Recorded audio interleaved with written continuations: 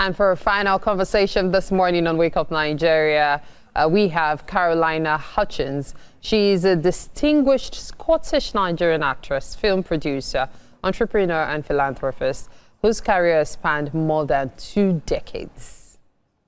Now, she has appeared in numerous films as well as the reality television show The Real Housewives of Lagos. Beyond entertainment, though, she has conglomerates with interests spanning real estate, construction, interior design, and luxury homeware. Her multifaceted career reflects a commitment to creative excellence, entrepreneurship, and humanitarian service. It is indeed a pleasure to have you in the studio with us this morning. Thank you. Happy New Year. Happy New Year. Good morning. And you look so good. White is definitely your color. Oh, thank you. Thank you. You too. All right, so when we talk about Carolyna Hutchings, we talk about a lady with many sides and many names. Now, we've known you as Carolyna Ekanem. We've known you as Caroline Danjuma. And now you're Carolyna Hutchings. Is there a reason for the name changes, especially from Ekanem? I would have thought you would have gone back to Ekanem. Tell us more about this, the names. Ekanem is my grandmother's name. Yes, not my biological name.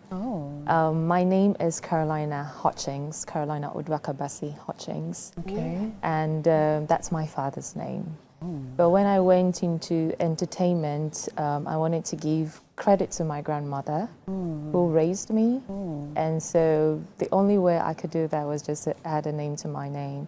And another thing was my first movie was with Chico Ejiro. Yeah.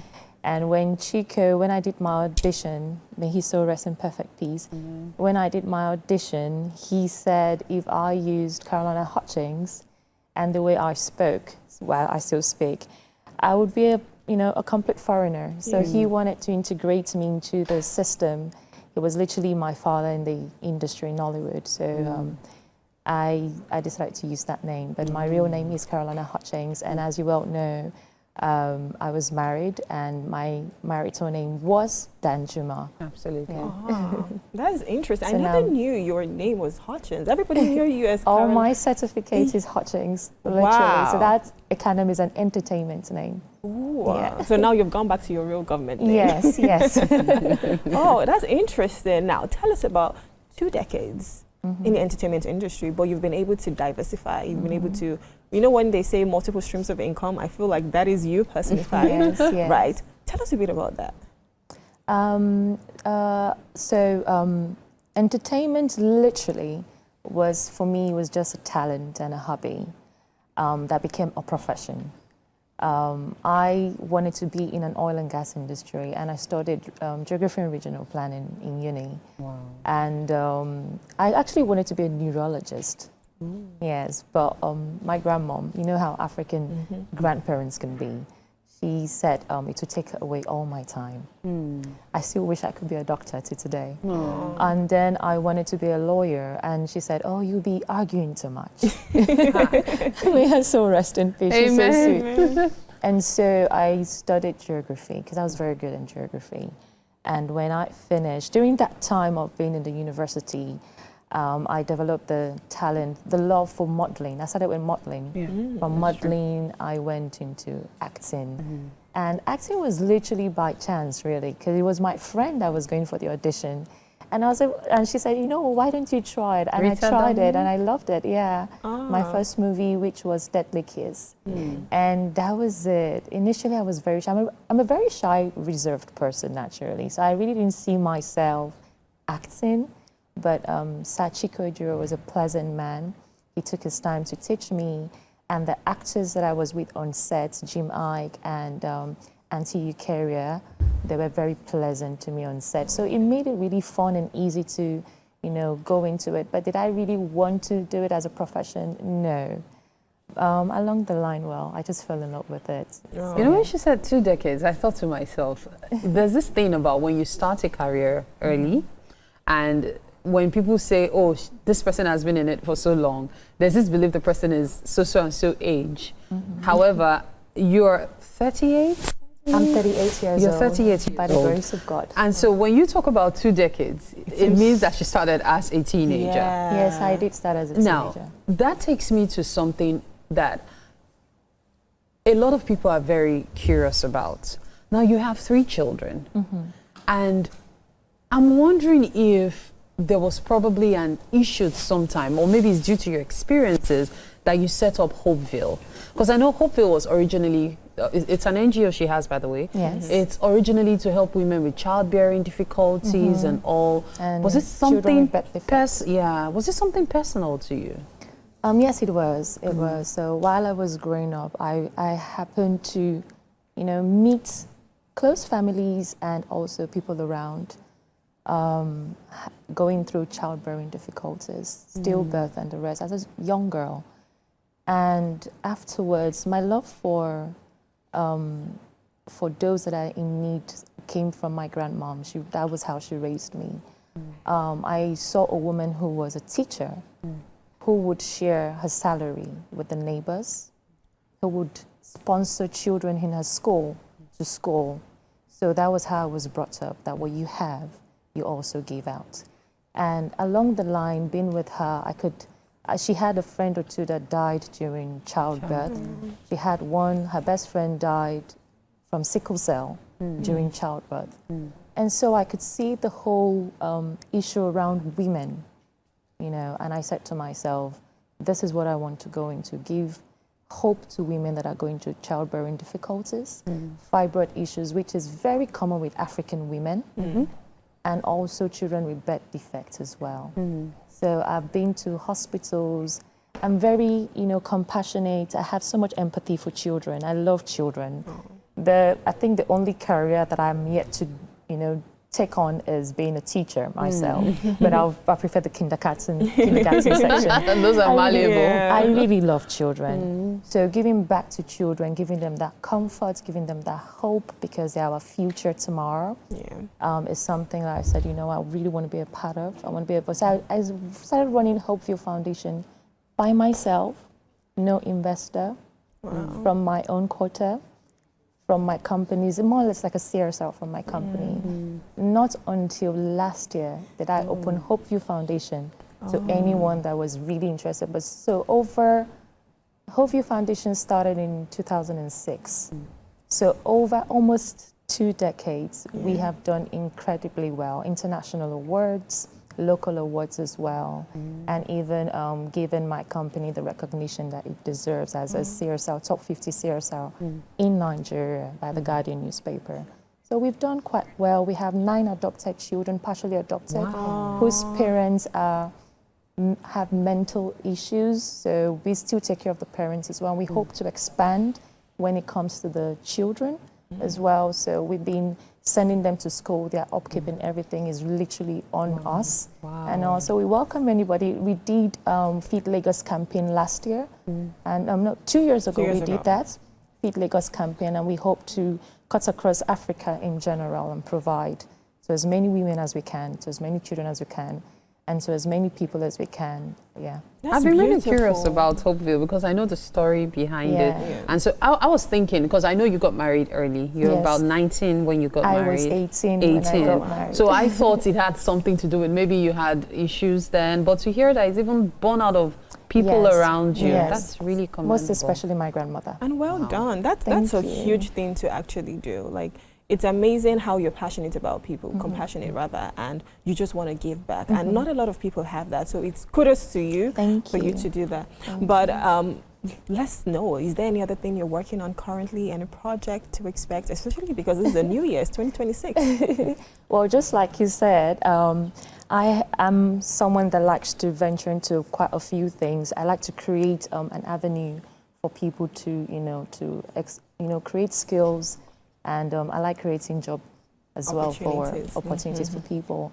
I have 2 other companies, by the way. Hutchings Limited, actually 3. Hutchings Limited, which is my construction company. Now our construction company, as I have also opened it to other directors and shareholders that are interested. So we've been building properties since 2012 and providing, homes for families and newly wedded people, newly wedded family members, and just providing a functional space for people.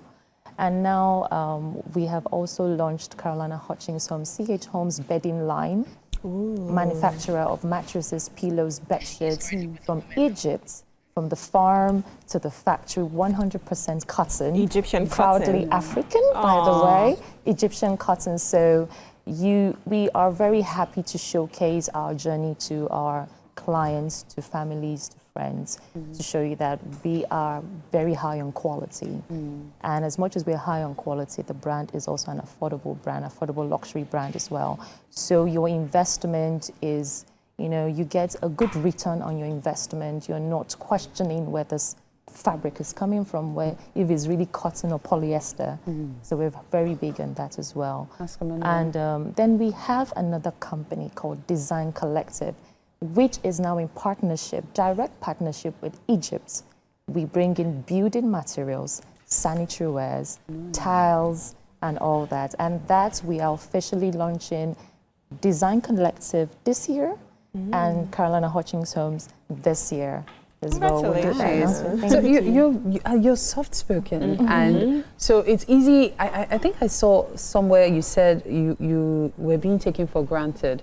I believe on The Real Housewives as well. We really have to talk about that. Yeah. Because you've been when the show started, I mean, from season 1 to 2 and now 3. Yeah, you left in season 2 and then you came back in season 3. Yes. Yeah. Yes. All through, even when you were not there, you were still being talked about. I mean, you've always been the talk of the show. Is it that people misunderstand you, or because you're soft-spoken, they think you're a pushover and then you feel like you need to assert yourself? Or what exactly is going on behind the scenes that we don't know about? I think it's what you've just said. People tend to misunderstand me because they want to misunderstand me. And the focus here, which I now understand how to handle better, is that I used to focus on those that misunderstand me than those that used to understand me. So when I focus on those that misunderstand me, it creates this bubble and this, it's so loud, it's louder than those. I have a huge follower fan base, and I've decided to focus on them rather. I believe no matter what you do, good or bad, if people want to think of you in a specific way, they will, even if you try to change the narrative. So yes, I'm a very soft-spoken person. I'm an introvert. I'm really very shy. I like to focus on my work and taking care of people through my NGO, or just making sure that I give out quality products to my clients. On a normal day, you won't really, I'm just very laid back, literally, just focused. Yeah, literally. But of course, I'm sure everybody wants to know what's the dynamics right now with the ladies of The Real Housewives, because of course when we watched season 1, you had issues with Laura KG. We saw that when you came back in season 3, you guys were about being friends again. And of course, there is also Chioma Good Air, the relationship with Chioma Good Hair. So with all of that, there was a bit of basketball, if I can say, with Dabota as well. So 3 ladies, even Toyin Lawani, Iyabo, Joe, all the ladies. What's the dynamics now? What is the situation with all of you? Are you still friends with them? Is this something that you're, saying, let me just assert myself in something else that I love, which is caring for people? Or we just want to know, what's up? Okay, first thing first, the word friendship is very big for me. The word friendship comes with trust and loyalty and honesty. Exactly. I don't just throw around the word friendship. So I would say they're my acquaintance. They're my colleagues. I probably would for me, my kids are my friends. And then maybe I have 1 or 2 people I don't call them friends, I call them sisters. But for the Real Housewife ladies, they are my colleagues. And I observe. Now, when you see me tilting towards someone, is because the energy they give to me, it's actually what I can resonate with. So I'm someone that what you give to me, I amplify. I do not say, and I like to speak my mind. When I'm hurt, I tell you how I feel. But when I realize that you have chosen to misunderstand me and refuse to take accountability, I'm very big on accountability. I take accountability. I'm never ashamed to do that because I feel like we are all learning. we are growing, we are developing. Absolutely. Now, I'm also very big on women empowerment. I used to tell the women, and I'm sure they can, quote it again, no matter how much we have our disappointments, our arguments, we quarrel, I would never in any way, stop your bag. If I find an opportunity even behind you and I'm not speaking with you, I will still recommend you. Because it only takes a collective of women to shatter the glass ceiling, and I can't do it alone. I believe if I pull up a whole lot of women around me to be successful like I am, the day I decide to rest, I can still rely on those women. Yeah. Do you understand? I really can do it on my own. And I can't, the Real Housewife, we're literally just about 6 to 7 women. You can't just say you just want to be the star alone. You can't shine alone. It sounds easy, but really you still need the assistance of other women. We would continuously have our misunderstandings because we all come from different backgrounds. We are strangers, we are not adults, we are used to a certain pattern.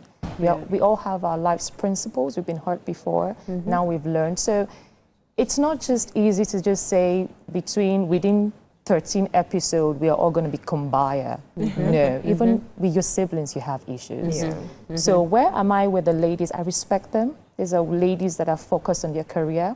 They are focused on breaking the glass ceiling. They're very hardworking women. They're beautiful women. I might not, gel, let me use the word gel. I might not really go well with some of their principles. I might not agree with them. Does not mean I can't coexist with them. That's nice. Do you understand? So I respect them. Yeah. And I believe they respect me as well. And I've set my boundaries and I respect their boundaries as well. And I think that's where I would leave it. That's a good one. That's I like actually it. fair enough. Yeah. You know what? We need to go to the kitchen now because we have breakfast. Oh, yes. For you. thank you. So let's head straight to the kitchen. All right, Because no the chef is on standby with Okay, thank you. Titi there.